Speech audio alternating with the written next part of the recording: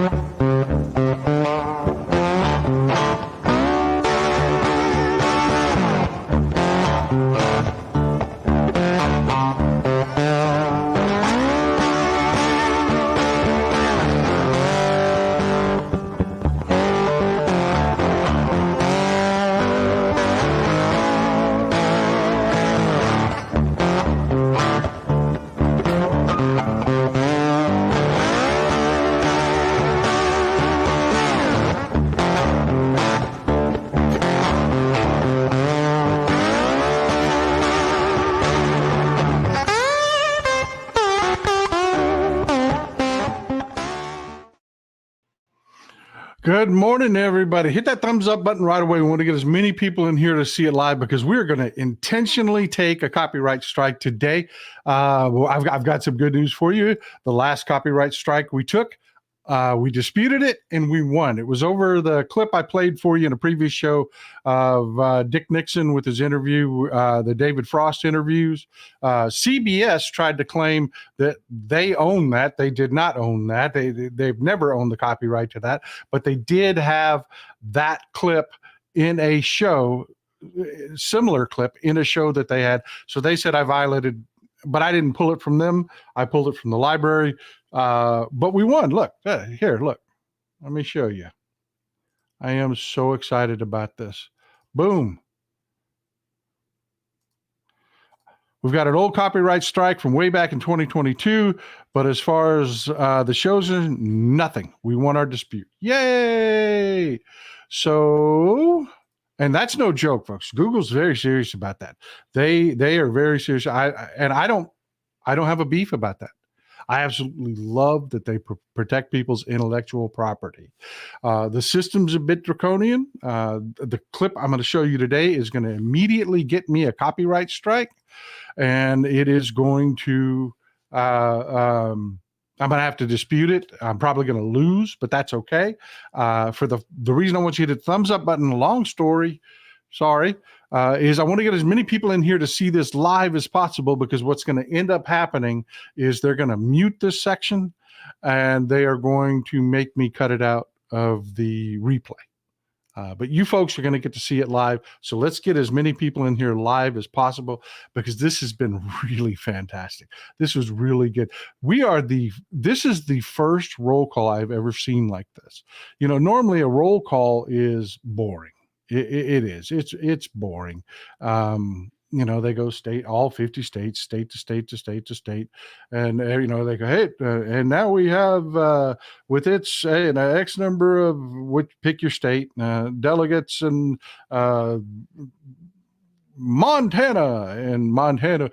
We are the hamburger state. We are the first state to have this, and the first state, you know, and I mean, it's just 50 long, boring roll calls.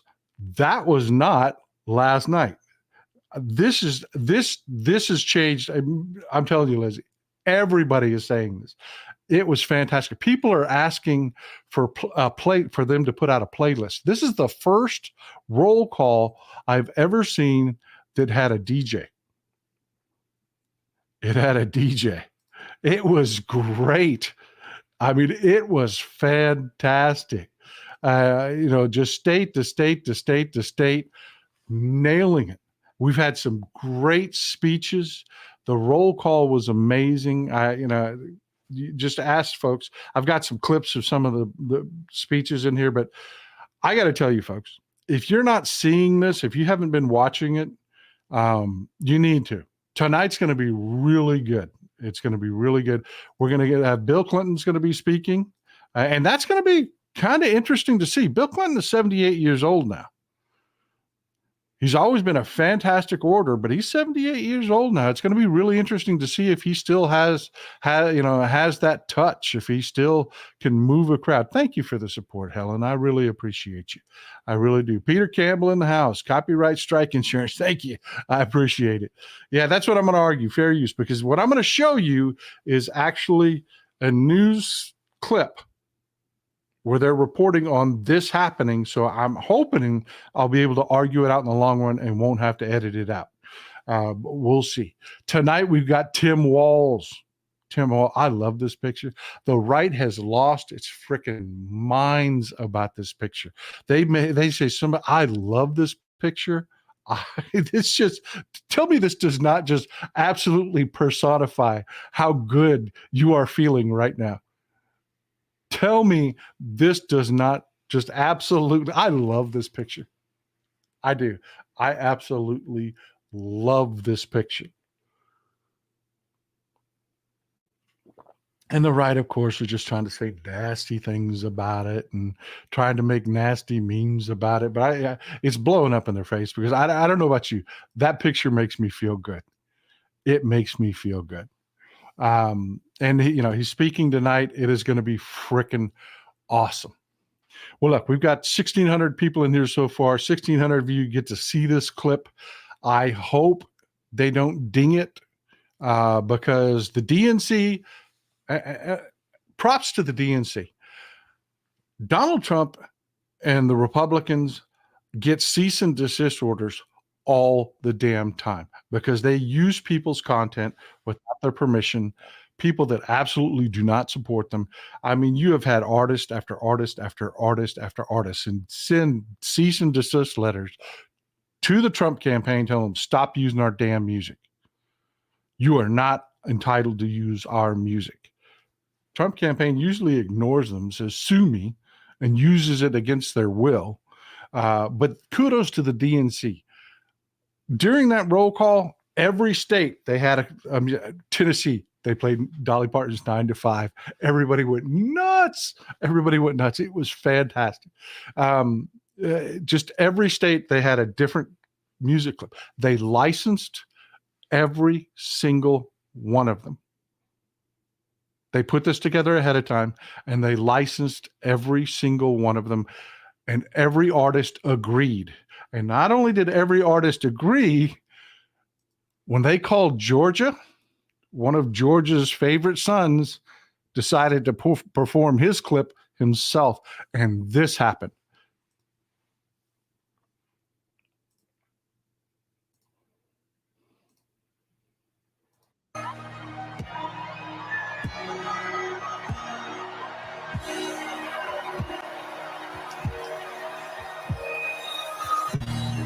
Georgia, how do you cast your vote?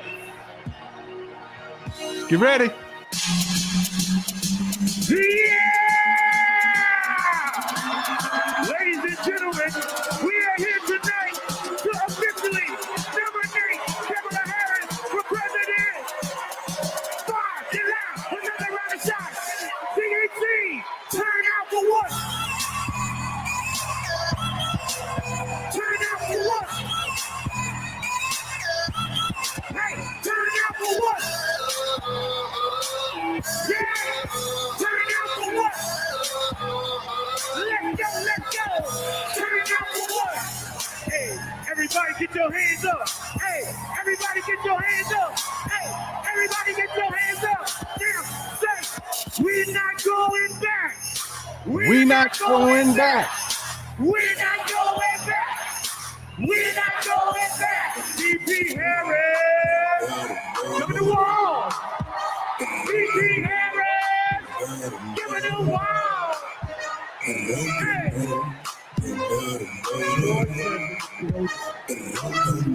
Sorry, the video got jerky. I was dancing. The South got something to say. I'm Congresswoman Nikema Williams, chairwoman of the Democratic Party of Georgia. Georgia, the home of President Jimmy Carter, the cradle of the civil rights movement, where we fight for our freedom.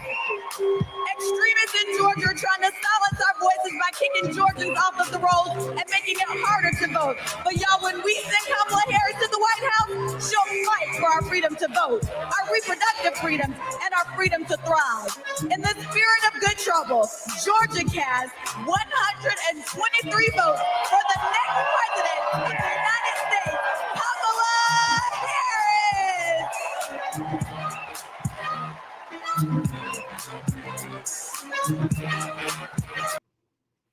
That was freaking awesome. That was so awesome. That was awesome. And I got to tell you, I was absolutely amazed. They didn't sell out one arena last night. They sold out two. They filled two arenas. You talk about throwing some epic shade. Throwing some epic shade. Amen, sister. Good trouble. I love that. John Lewis was one of my, I absolutely, I can't speak highly enough of John Lewis. I can't. Talking about getting in some good trouble. And when that happened last night, talk about throwing epic shade. This was just fantastic. Not only did they fill the DNC, but they held a rally yesterday. Kamala Harris and Tim Walz weren't there. They were in Milwaukee. They leased the same arena that the RNC leased for their convention, and they filled it. They packed it more than the Republicans. They actually had more people than the Republicans. They were streaming the DNC live prior to the rally. Watch what happens when and they were streaming the roll call vote. Watch what happens when Little John comes out for Georgia. This is amazing. And forgive, there's a little bit of cussing that goes on here, but people just minds blown. This is fantastic.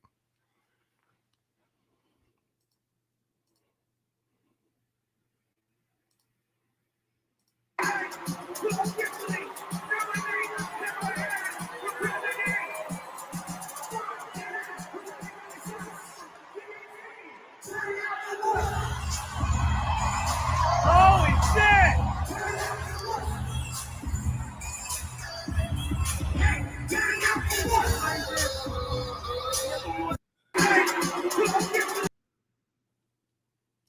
Tell me that's not amazing. Tell me that is not fantastic. I mean, everybody, the energy, it's just insane. It's just been great. If you have not been watching, fortunately, you can go back. YouTube, Twitter, there are places you can see all of these speeches in their entirety. I've got a couple of clips for you. That really made me excited, folks. You know, I'm a Texans fan. I'm a Texans fan. And that particular song, I have great affinity for that song. For those of you that are football fans, y'all know who J.J. Watt is.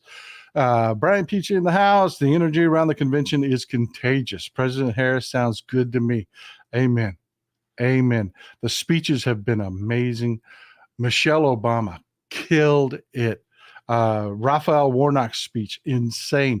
Doug Emhoff was telling the story of how him and Kamala Harris met and how they ended up dating. It was just really touching. It was just fantastic. But when that song hit, I got to tell you, it's got a special place for me, because if you are a NFL quarterback, the last thing you ever wanted to see was this. We Texans may not have won a lot of games, but J.J. Watt wrecked a whole lot of game plans, man. I tell you, this guy, just an idea how hard this man worked and fought on the football field. And every time he would make a great play, they would play that song, Turn Down for What, in the stadium. And it was just, everybody, I would go crazy. I'd jump off the couch and scream. Everybody would scream. So whenever I hear that song, it just gets me excited, gets me pumped up. This guy worked so freaking hard.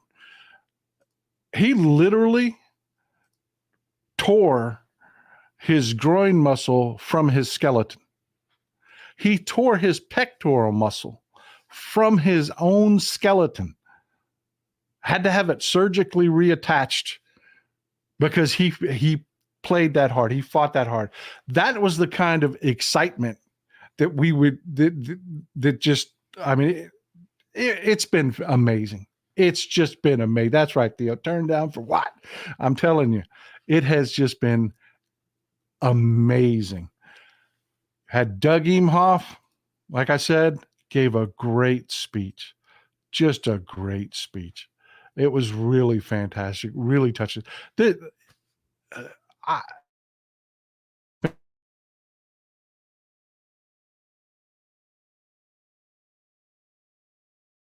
He is exactly like that.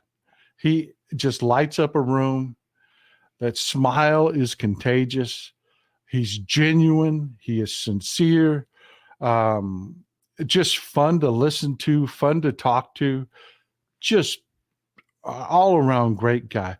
Of course, the right wing, just to draw a juxtaposition so that you can see this great, amazing story where they were talking about how the kids started calling Kamala Harris Mamala, how their blended family came together. It was fantastic. It was really beyond fantastic. Well, this is what the right wing is doing with it.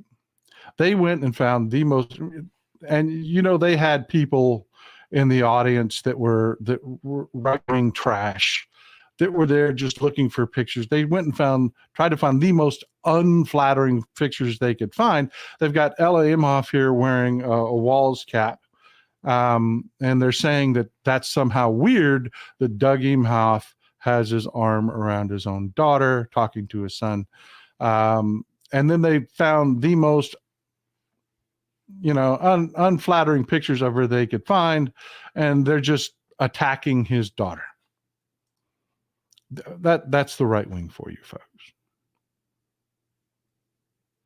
That's the right wing for you. Yeah, I like that picture. I do. I mean, it really shows what a warm, sincere, nice family they are. But to the right wing, that's a problem.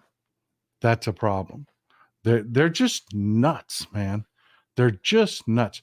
They could be enjoying this as much as we are. I mean, they could. They don't have to be gross. They don't have to be weird. They don't have to be, but that's what they choose to be. And there's nothing we can do about it. What? Guam in the house. We got Guam in the house. All right. I'm going to try to switch over to another. I know the video was dragging a little bit. I'm sorry about that.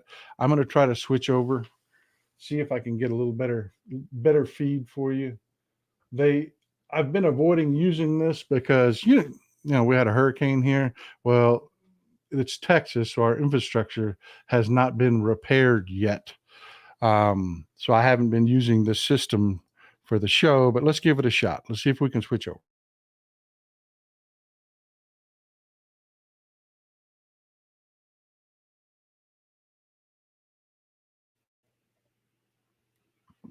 All right, everybody still with me?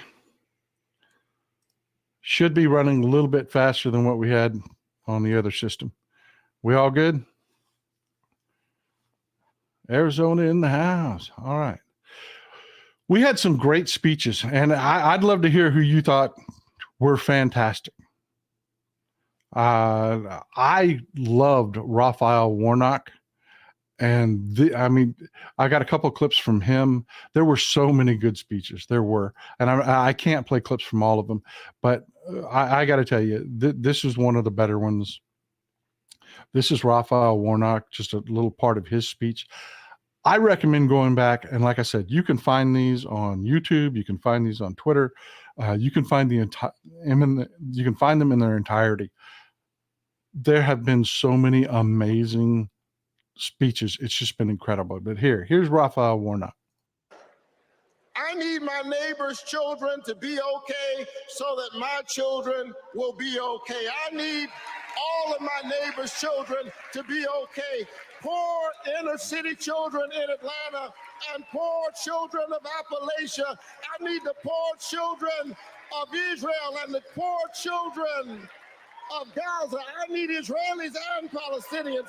I need those in the Congo, those in Haiti, those in Ukraine. I need American children on both sides of the track to be okay.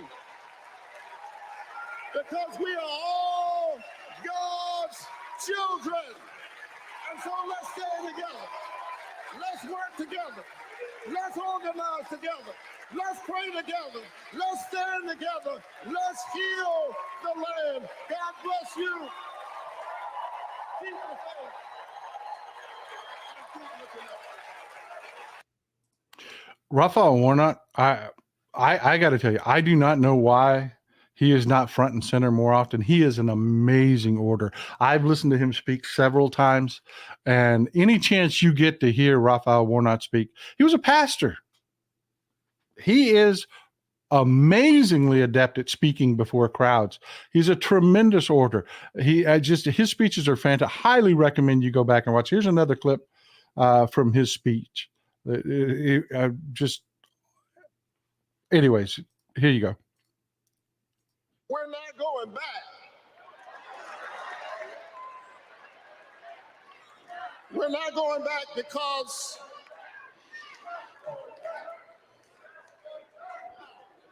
we are the United States of America. We always dream about the future.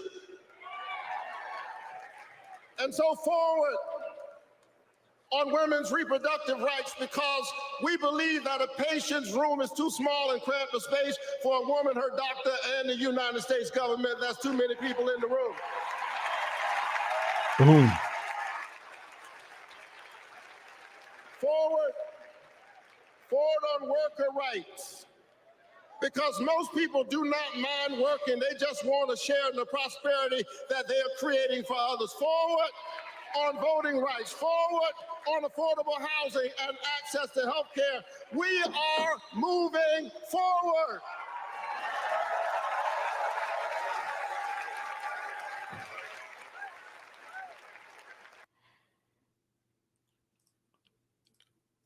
I'm telling you, his entire speech was amazing. I mean, he got so many standing ovations there. Just fantastic.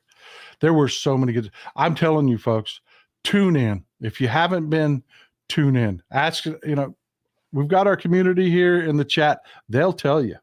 I don't have to sell this. He has been doing, the DNC has been doing just an amazing job. Marcia Klepper says, the fact that her stepchildren call her Mamala as a term of endearment tells me all I need to know about her. Yeah. It's a real family. And Doug Emhoff's story, talking about how he walked in the room and she was in her favorite chair. She was on the phone, had that serious look on her face. And he thought, this is VP work. I can tell how serious she is. She's super focused. I wonder if it's going to be something foreign or something domestic, this, that, and the other. And then, he went in the other room and waited for her to finish the call, walked in. She was on the phone with Ella, his daughter. Just story after story that just gets to your heart. Yeah. I did. I teared up. Rich, me too. I did. I'm not ashamed to admit it. I teared up over and over and over again. But of course, I'm going to say the winner, the best speech so far, Michelle Obama. So far, she's got the title. Her speech was incredible. If you just go back and watch watch Michelle Obama's full speech. It was fantastic. Here's a clip from it.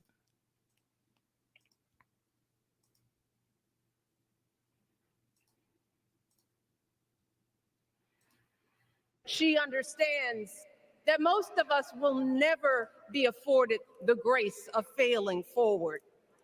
We will never benefit from the affirmative action of generational wealth.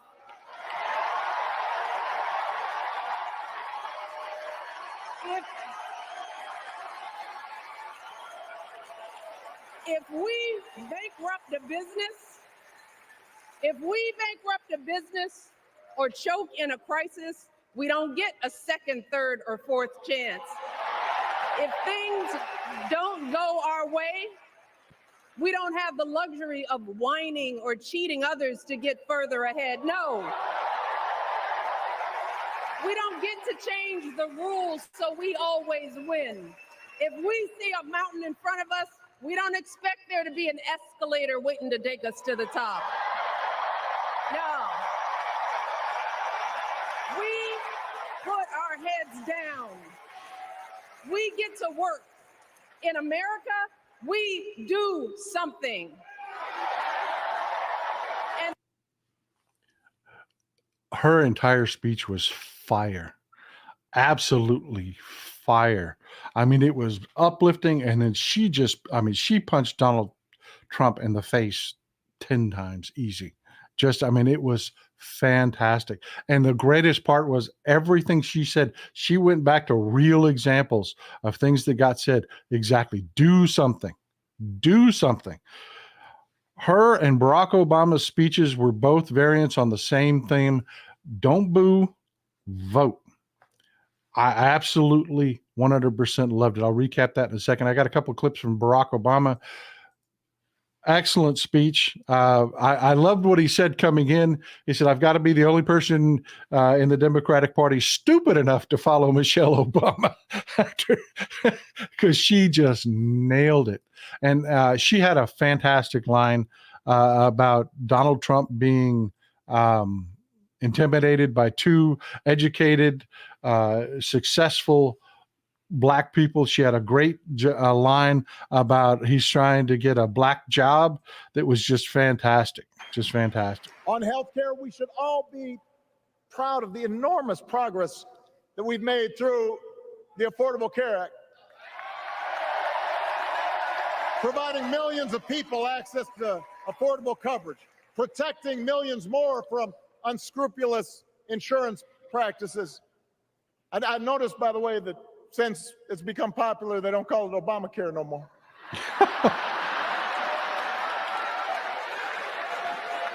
But that was a great line. That was a great line. Oh my God. His entire speech was that good. It really was. It was really good. One more clip from him.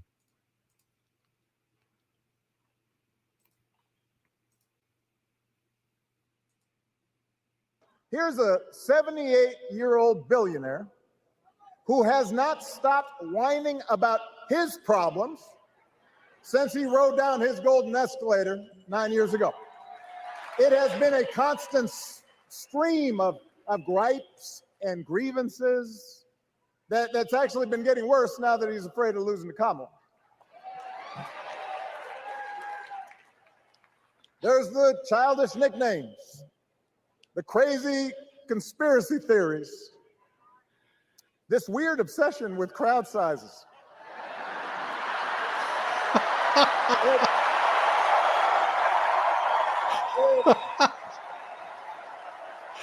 Oh my God.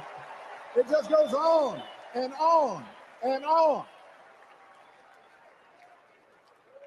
The other day I heard someone compare Trump to the neighbor who keeps running his leaf blower outside your window every minute of every day.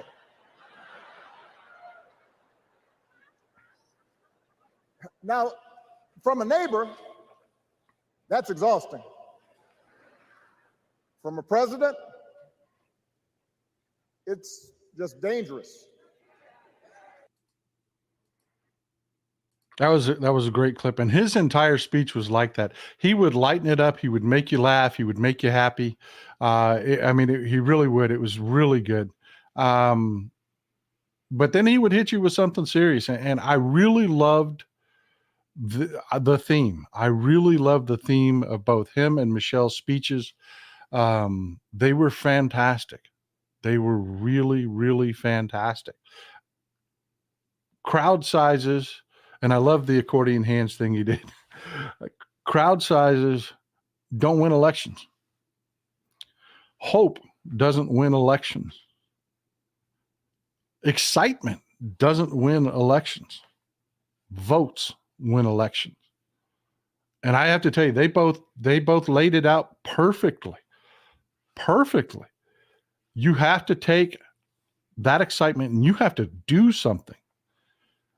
And the best way that it was explained was this: is take that excitement, make sure that you have got your registration in place, got your voting plan in place, and do it now so that you can do something, so that you can go get someone else. My next grandchild, not my youngest, but my next grandchild is going to be able to vote in this election. She's going to turn 18 here. We're going to take her down and get her registered to vote. Why? Because we've already got ours taken care of. We're going to check it again soon. But all of this excitement and enjoyment has to be converted into that action. Everything has to be converted into votes, because it's votes that win elections, not hope, not excitement, not laughs and good times. Although all of that is fantastic. I'm really looking forward to Tim Walz tonight. I am looking forward to Tim Walz after the election, because I just keep picturing Tim Walz when they put the Christmas tree up out there, checking bulbs. Nope, not that one. Nope, it's not that one. This is going to be a really fun holiday season. It really is. I am really excited about it. But we did have some really serious news break. It's not getting much coverage from the media, and kudos to the media. I mean, it is. It was from PBS. They broke it. Judy Woodruff came out with something last night that was just jaw-dropping. And to talk about it, we've got to jump in the Wayback Machine. I tell you what, I had an order to present this to you. Let's go ahead and just show you what Judy Woodruff said, and then we'll jump in the Wayback Machine and we'll talk about what is the big deal with this. We know that Secretary of State Blinken is over there right now working with Netanyahu. The reporting is that former President Trump is on the phone with the Prime Minister of Israel, urging him not to cut a deal right now, because it's believed that would help the Harris campaign. And we know that Secretary of State Blinken. Yeah, you heard that right. PBS is coming out with some reporting, and they just broke the story last night. We all wondered what was Netanyahu doing down at Mar-a-Lago, and the Republicans were hosting him. He wasn't hosted by Joe Biden. What the hell was going on?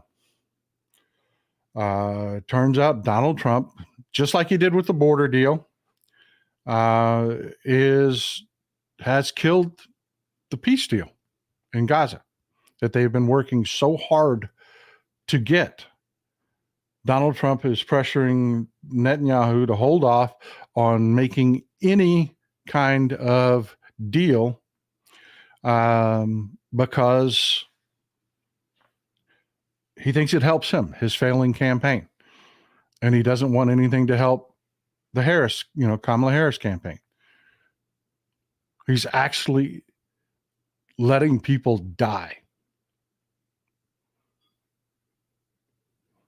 And I see a lot of people mentioning the Logan Act. We need to, folks don't know what that is. Let me explain. It goes, jump in the Wayback Machine.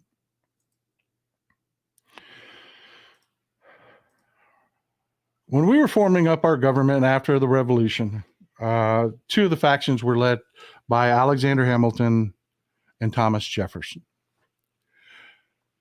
Do you folks know what country we owe our existence to? More than any other country on earth, what country do we owe our existence to as a nation?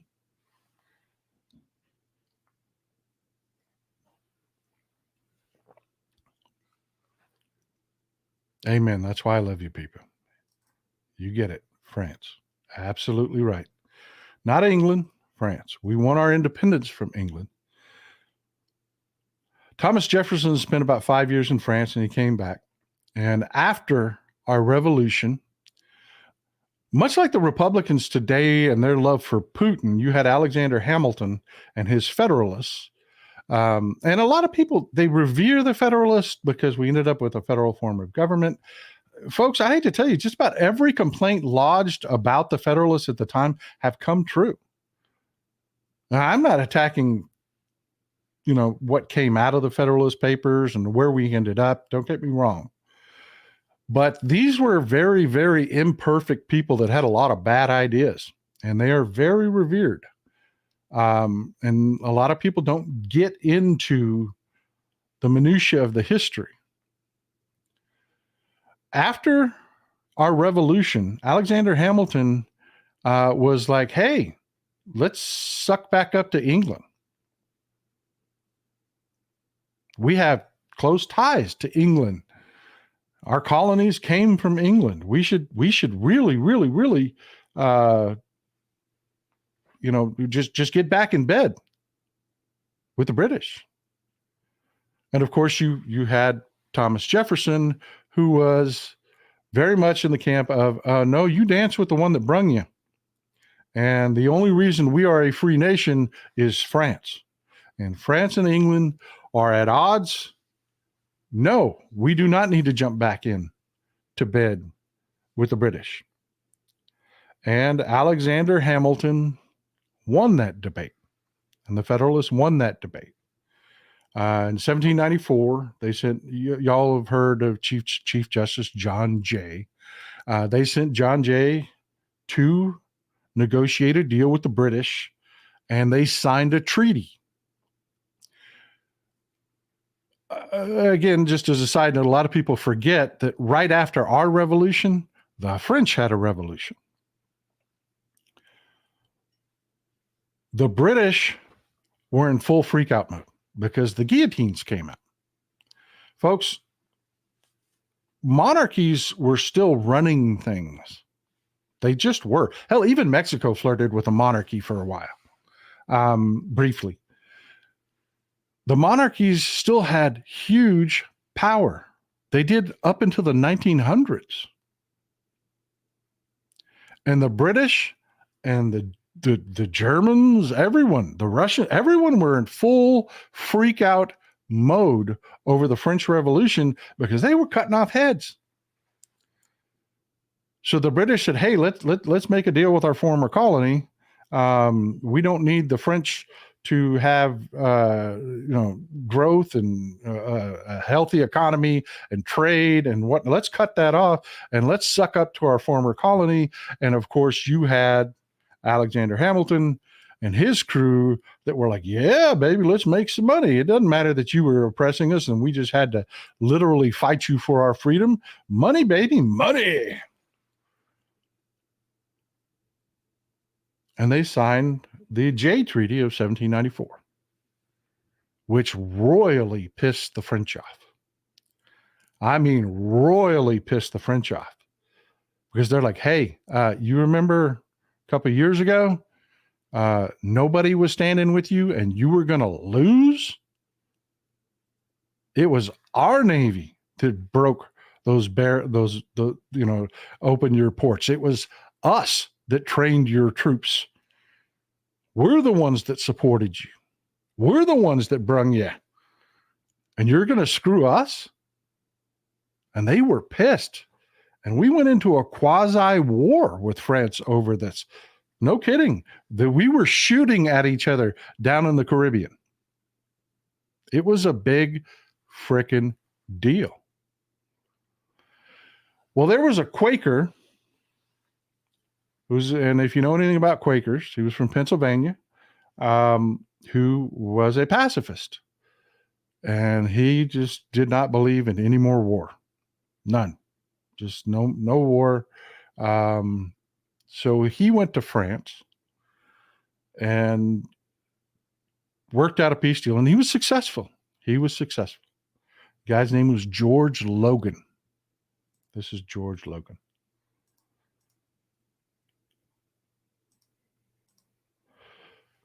Well, Alexander Hamilton and his faction had power in Washington, D.C. They were very pro-British. They were very anti-French. They didn't want this peace to break out. And so they labeled George Logan a traitor. And they passed a law that said, hey, individual people cannot go negotiate with foreign governments. You just can't do it. And that's where the Logan Act comes from that a lot of people are mentioning today. The law that Donald Trump absolutely just broke. Donald Trump is a private citizen. By meeting with Benjamin Netanyahu and trying to make a deal to hold off, just like Ronald Reagan did with the hostage negotiations, interfering with Jimmy Carter's Iranian hostage negotiations, that was breaking the Logan Act. That is what Donald Trump just did. And by the way, Thomas Jefferson was right and Alexander Hamilton was wrong, because in 1812, this happened. We were back at it again with the British, because the British were like, oh, hi, suckers, welcome back, and started treating us like we were their fiefdom again. And they were pulling our sailors off of ships, and they were just treating us like we were colonies again. So yeah, we had to have the War of 1812. And of course, the French were like, you're on your own this time, and did not help us out with the War of 1812. And I don't blame them.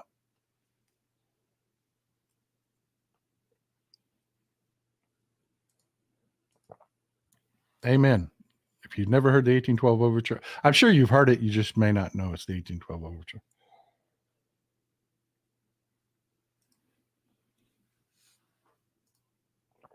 So yeah, people are pointing out that, yeah, this breaks the Logan Act. Here's the problem.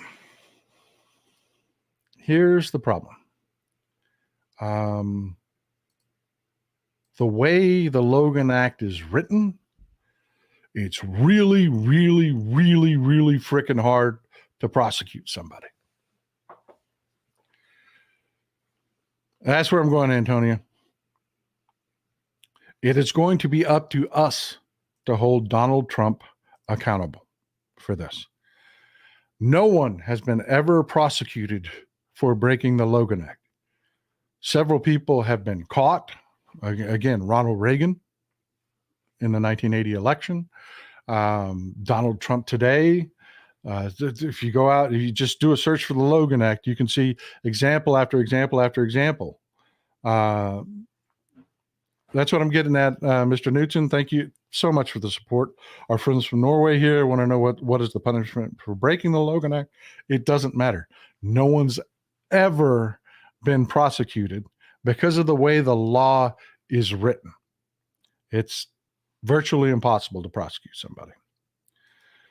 But it's a problem, and it's something that we really need to look at in the future, because, Donald Trump's done this before. He's done this before. He killed the border bill.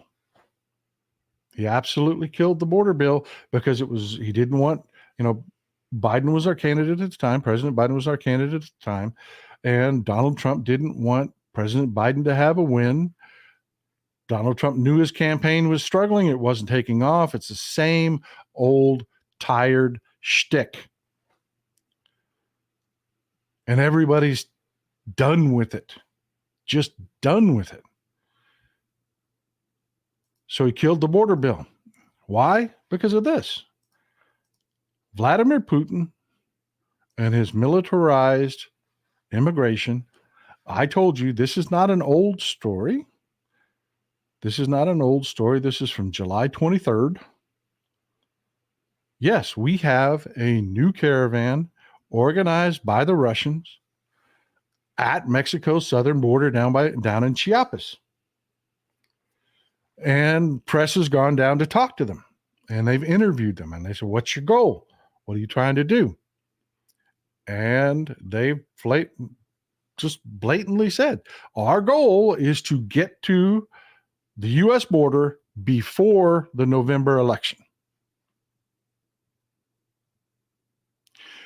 Why would someone just in a caravan like that, why would that be their goal?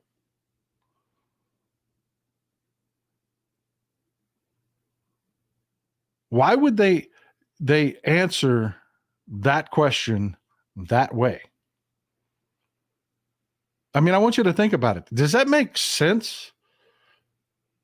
If you're truly in a caravan trying to reach the United States for a better life, what the hell does the November election have to do with any of it?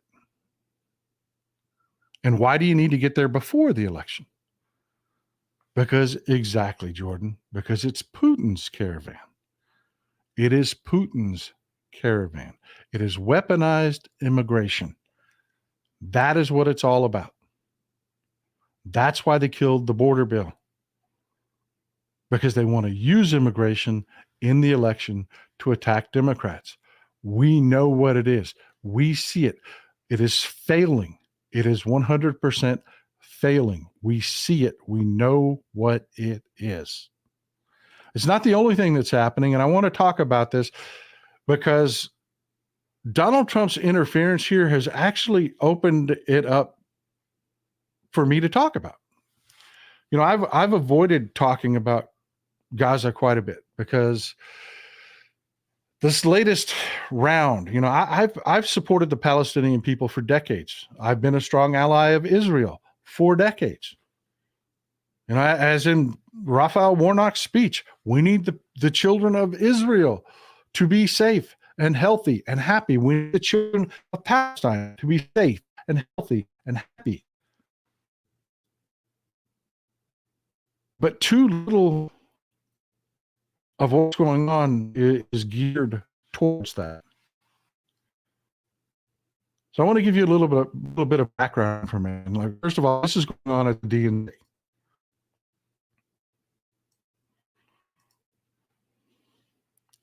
And I want you to be aware, Savannah Hernandez is a, quote, reporter, air quotes, for Turning Point USA. We've talked about Turning Point USA many times. They are not a network. They are not any kind of network that would have reporters. She's a political operative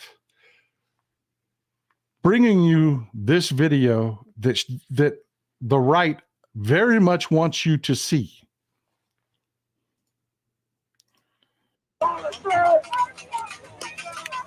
occupation now!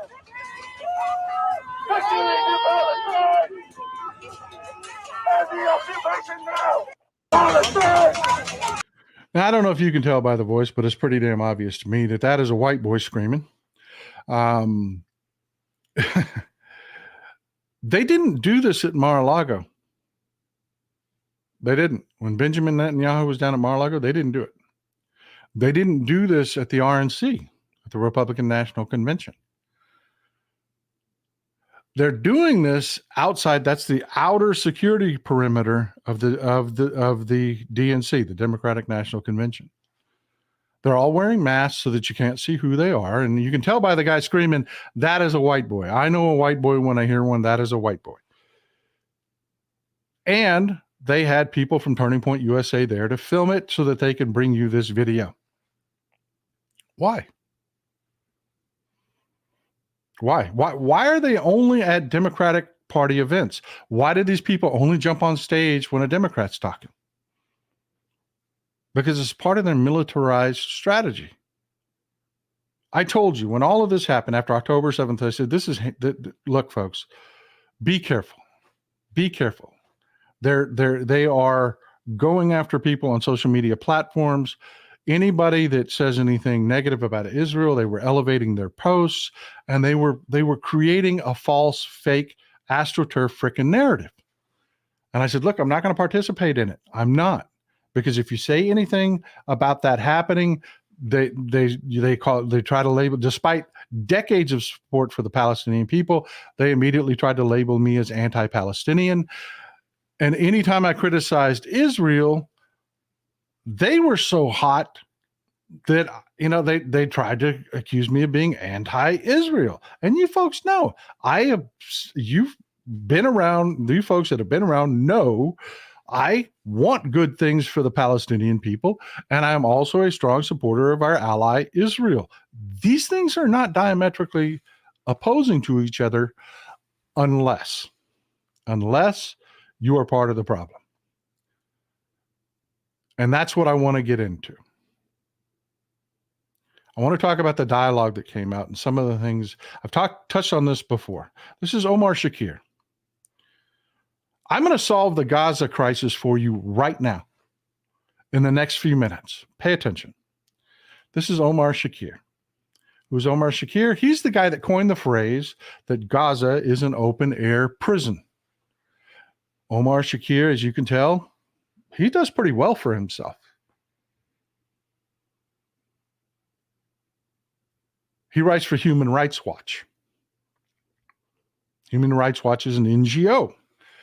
If you follow me, you know I have wrapped the knuckles of the Palestinians, I've wrapped the knuckles of the Israelis, and I've wrapped the knuckles of the NGOs. I'm going to solve this entire thing for you right now. Pay attention. Pay attention. Yes, exactly. This is what I'm getting at. Brexit was fueled by the same immigrant fears. They have been using militarized immigration forever. They have.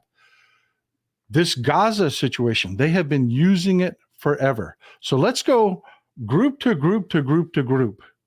And I will illustrate to you why this isn't getting fixed.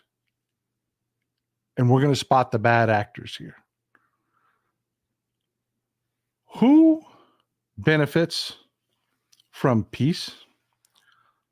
NGO is a non-governmental organization. They're groups that act like Human Rights Watch, supports the Palestinian people. They're charities. There are different charities that work in, and I'm not picking on Human Rights Watch particularly. I'm using them as an example. They are not the only example.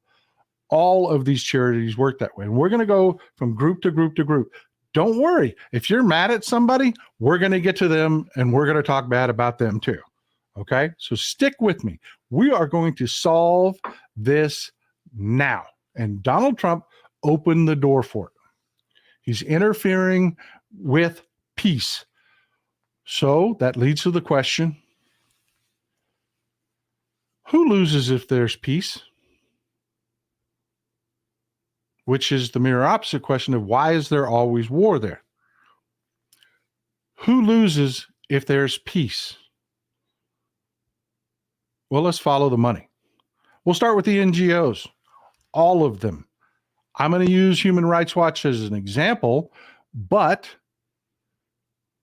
yeah, they benefit off Palestinian plight. Yes, Iran also. Yes, we're going to talk about that. We're going to get to it. But let's start with the NGOs.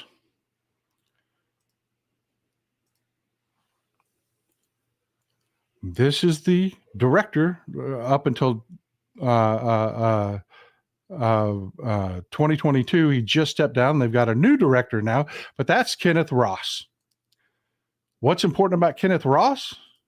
Well, he makes a lot of money running his NGO that focuses on, this is where Omar Shakir comes from. The whole Gaza is an open air prison thing, which I have disproven on this show. But that's neither here nor there. I don't want to get into that argument. This is his compensation from 18 to 22. Yeah, almost $3 million he's made. And that's just the pay. Now, Human Rights Watch's offices are in New York. They're in London. And not just in New York and in London, they're in very nice places. Anyone want to take a wild guess without Googling it, where the headquarters of Human Rights Watch is in New York? It's an iconic building. Wild guess. I love doing this with you folks because I know some of you are incredibly knowledgeable. Nope, not Trump Tower. Not Trump Tower. I said iconic, not disgusting. Nope, not World Trade. Come on, when you think about New York, New York, I'm spreading the news. What do you think about that? There you go. I knew somebody'd get it. 34th floor of the Empire State Building. Nice address, right? 5th Avenue and 34th Street. If you've never been to New York, folks, go. It's a great place. It's incredible. It is incredible. I've been up to the observation deck on top of this building. I'm telling you, it is a nice neighborhood. It is a wonderful neighborhood. Not cheap. We have a lot of people that are very successful in our audience. Ask them why their headquarters are not in New York. That is some expensive real estate, folks.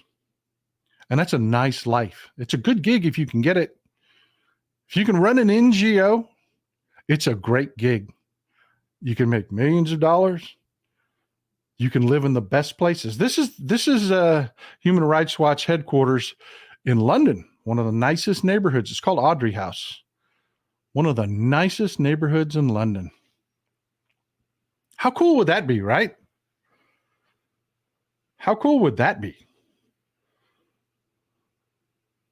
And again, I'm not picking on Human Rights Watch in particular because all the NGOs are like this.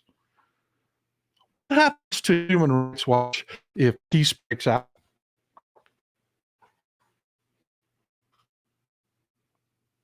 No, I'm serious. It's a serious question. What happens to Human Rights Watch if peace breaks out? I'm not saying that Human Rights Watch is causing the war, but I am saying they lose big if it ends. And they're not the only ones. Again, not picking on Human Rights Watch particularly. I'm talking about all the NGOs. Exactly, Antonia. They go away. And they're not the only ones. They're not the only ones. We've talked about Mahmoud Abbas. He's who runs the Palestinian Authority. Here's Mahmoud Abbas and his family. Why do I have pictures of his family? What did the family matter? Well, do you see those adult sons? His adult sons make up the Falcon Group. We've mentioned this before. If you're a longtime viewer, you've heard me talk about the Falcon Group. And this is what gets me about all of these influencers talking about this. You know, they mail ordered a keffiyeh and they're doing videos wearing a keffiyeh and they're talking about this region and they don't know shit about it. If you don't know who the Falcon Group is without Googling it, you don't understand the dynamics of this region. The Falcon Group is a monopoly. It is a company run by Mahmoud Abbas. Everything that happens in the occupied territories in the West Bank goes through the Falcon Group. They are making billions, not millions, billions of dollars from our government, every government in the world. We have people, Mr. Newton, the Norwegian people are generous, are they not? The Irish people are generous, are they not? The German people are generous, are they not? Well, if it goes into the occupied territories of the West Bank, it goes through the Falcon Group.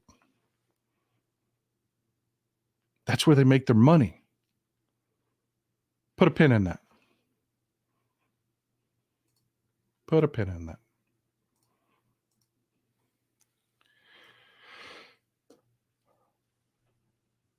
Y'all remember, it was just recently in the news, the gentleman on the left, gentleman's the wrong word, the piece of crap on the left here is Ismail Haniyeh. Who's Ismail Haniyeh? He runs the political wing of Hamas. How much do y'all think the leadership of Hamas is, the combined leadership of Hamas is worth? Just to throw a number out there. How much do you think the leadership of Hamas is worth?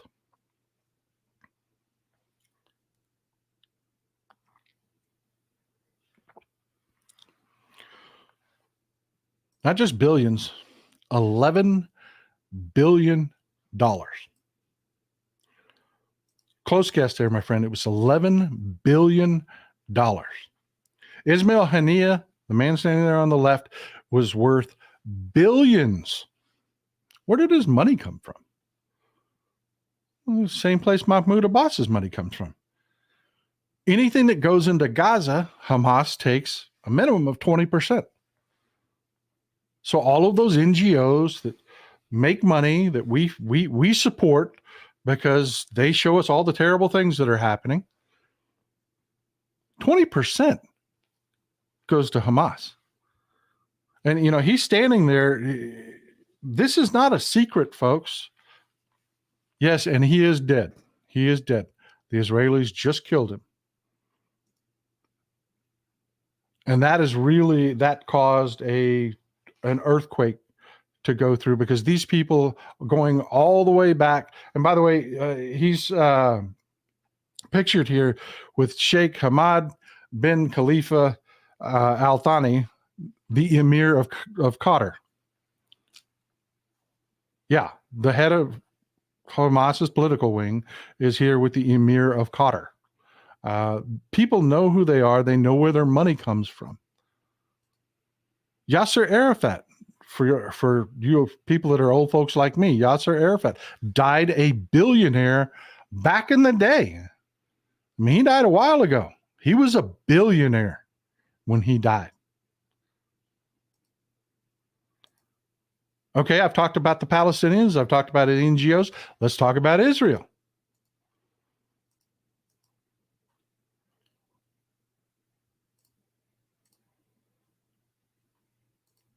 Where do you think Benjamin Netanyahu's money comes from?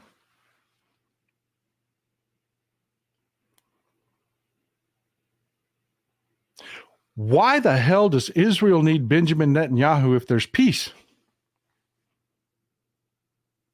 Not a peacetime leader. What good is Benjamin Netanyahu to Israel if there's peace? We've already seen that the Palestinians, if there's peace in Palestine, what happens to their monopolies? If the world gets together and says, you know what, the Palestinian people need a homeland, and peace breaks out, what happens to Hamas's billions? What happens to the money that goes to the NGOs? I mean, if there's peace, you don't need Hamas. You just do business. The ports are open. Their monopolies go away. Same in Israel. It's no different. Benjamin Netanyahu. Itamar Ben-Gvir. We've talked about him before. He is the greatest obstacle to peace in the region. Itamar Ben-Gvir is of Kurdish descent. He's a Jewish man of Kurdish descent. He is far right of Netanyahu. He is absolutely the source of war in that region. Not the only one, but definitely. What happens to him if peace breaks out?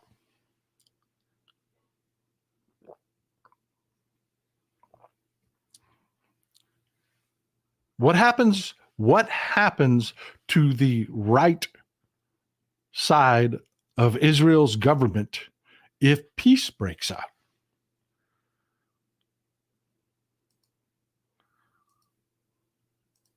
Okay. You get it, right? Follow the money. Hamas has no financial interest in peace. That's why October 7th happened. There was too much peace going on.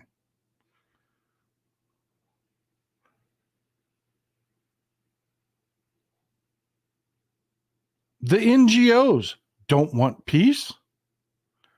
That's why these terrorists work in their frickin' schools.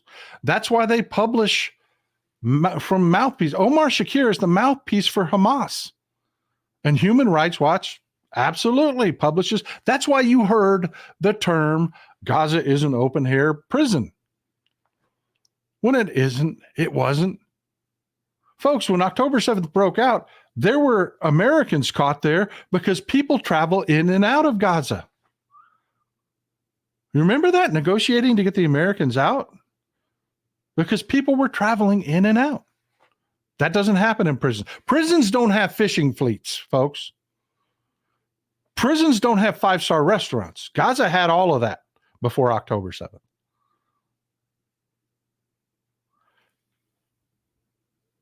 Folks, the hard right of Israel can't survive peace. Hamas can't survive peace. Mahmoud Abbas and his family cannot survive peace. That's why we have war. And the Palestinian people, they're just like, think of them like MAGA here. How misinformed is MAGA? How controlled is the messaging that gets to MAGA? You got over 20 Islamic countries in this world. You have one Jewish country in the world, but all of these Islamic countries tell their citizens the same message. Every problem that exists in our country is because of Israel.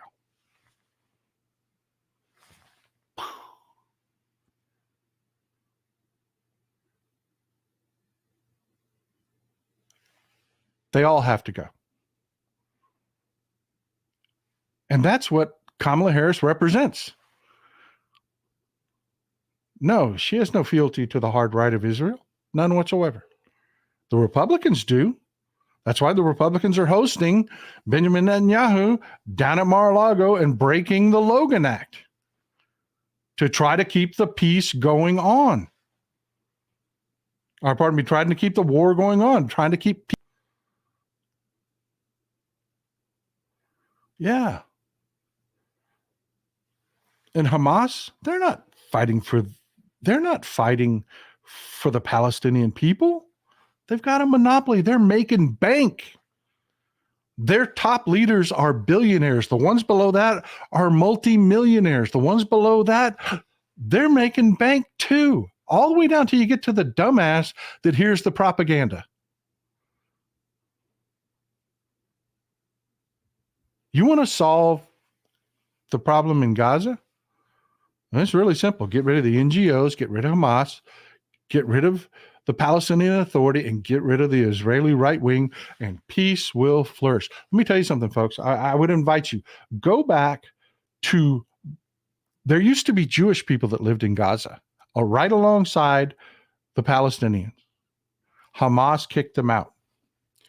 Go take a look at what it used to look like. And it didn't look beautiful because the Jewish people were there. It looked beautiful because there was peace. And in peace, there is prosperity. And Hamas couldn't have that. Peace brings prosperity, but it doesn't feed Hamas. And it doesn't feed Mahmoud Abbas and his family. And it doesn't feed Benjamin Netanyahu and his defense contractors. And Itamar Ben-Gvir and his ridiculous extremist right wing. So yeah, why didn't I jump in on this whole Gaza thing? Because I saw the messages. I saw that was being said. I saw how flawed they were. I saw who they supported, who they were backing. And just like you saw that video at the DNC, it is fake bullshit. Those protesters aren't at Mar-a-Lago. Why wouldn't they be protesting Mar-a-Lago where Benjamin Netanyahu's at? Because they weren't paid to. Why weren't they at the Republican National Convention? Because they weren't paid to. Why is the caravan down in Chiapas making its way to the northern border with plans to be here before the election? Because they're paid to.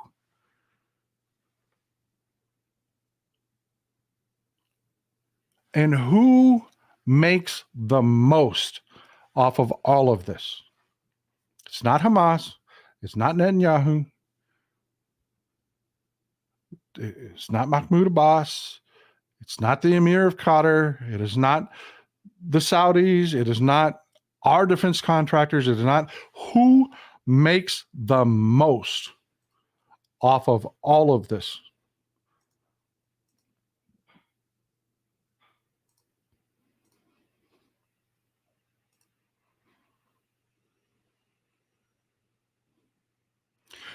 Putin lives off chaos. Putin rapes resources out of countries after sowing chaos. Putin bleeds money out of your pocket to help support the Palestinian people and help ease their suffering so that he can turn around and sell these same people weapons so that he can use them politically. And why does he use them politically? Why does Iran use them politically? Because they're in league with Putin. Putin is the one that makes the most bank off of all of this. And that is why it is so critically important that we support Ukraine, that we elect Kamala Harris, that we do not ever let Donald Trump, who is wholly owned by Vladimir Putin, anywhere near the levers of power, ever.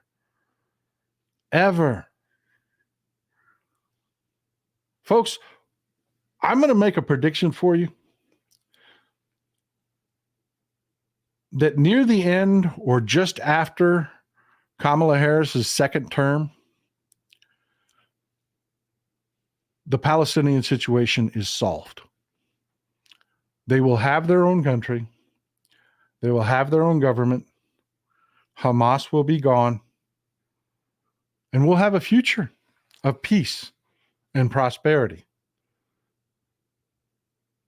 And Putin will be dead, killed by his own people. They're already looking at what's going on in Kursk. They're looking at European reactions to it. You know, there was a lot of hand-wringing that went on in Europe over this because, yeah, the Russians drop a lot of money. Somebody posted Leningrad earlier. The Russians have been dropping a lot of money in a lot of right-wing politicians' pockets all across Europe, all across the United States. A lot of money. So there was a lot of hand-wringing about, do we support Ukraine or do we just let Vlad have this one? And thank God, there were people that saw the big picture. Not here. The Republicans, absolutely. If Donald Trump wins the election, all support for Ukraine will end immediately. Immediately. Day one.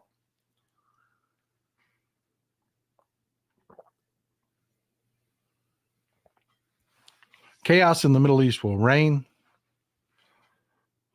I have to tell you right now, I mean, just a perfect example. Syria is being carved up into pieces. We own a piece of Syria right now, folks. I'm serious. Google American bases in Syria. Eastern Syria is ours. We are holding it for the Kurds. That's going to be Kurdistan. By the time we're done, that is going to be Kurdistan.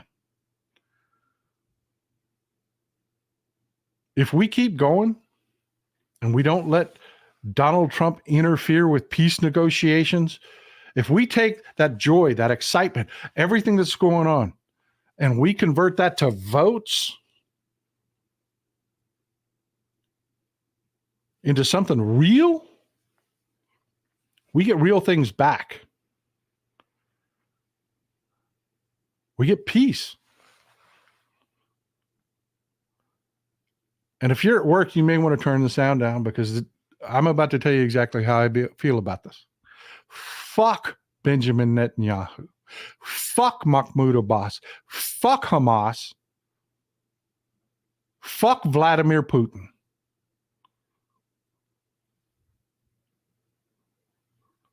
I am so glad the majority of the people I just mentioned will be dead by the end of Kamala Harris's second term. Let's go. Let's do this. Let's do this. That's what I have for you today, folks. That's what I have for you today. Watch for this story to flesh out after. Right now, the corporate media is not really good at looking at more than one thing. And right now it's the DNC. Tonight we've got Tim Walz talking, man. But after the DNC is over, watch for this story to flesh out. PBS has done an amazing job doing the reporting on this. Believe me, every other agency is not going to want to be caught flat-footed by this. You'll start hearing more about this after Thursday. Enjoy some Texas cities at night.